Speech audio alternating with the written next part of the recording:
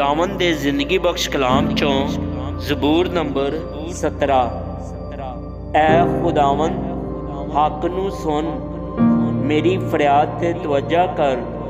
मेरी दुआ जिहड़ी बेरिया लबां तो निकलदी है कन्न ला।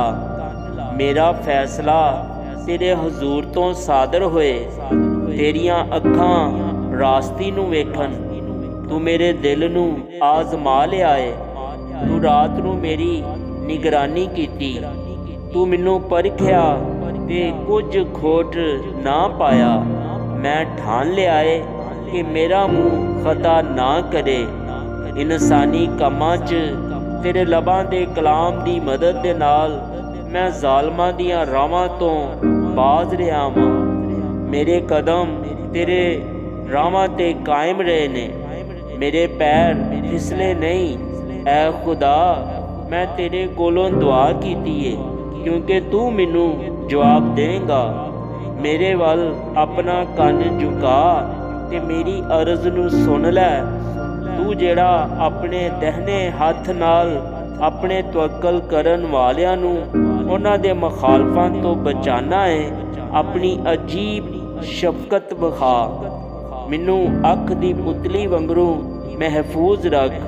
मैनू अपने परां दे साए दे विच छुपा लै उन्हां शरीरां तो जेड़े मेरे ते जुल्म करदे ने। मेरे जानी दुश्मन जेड़े मैनू घेरे हुए ने, उन्हां अपने दिल नू सख्त कीता है। वो अपने मूँह तो बड़ा बोल बोलदे ने। उन्हां कदम कदम ते सानू घेरिया है। वो ताक लाए हुए ने कि सानू जमीन ते पटक देन।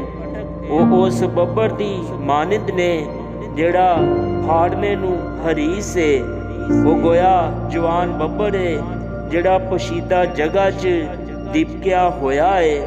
उठ ऐ खुदावंद, ओदा सामना कर, ओनू पटक दे। अपनी तलवार दे नाल मेरी जान नू शरीर तो बचा लै। अपने हथ नाल ऐ खुदावंद मैनू लोगां तो बचा, यानी दुनिया दे लोगां तो जिन्हां दा बखरा इसी जिंदगी च है और जिन्हां दा पेट तू अपने जखीरे नाल भरना है। उन्हां दी औलाद भी हसबे मुराद है। वो अपना बाकी माल अपने बच्चों लई छड्ड जांदे ने, पर मैं ते सदाकत च तेरा दीदार हासिल करांगा। मैं जदों जागांगा ते तेरी शबाहत दे नाल सेर होवांगा। आमीन।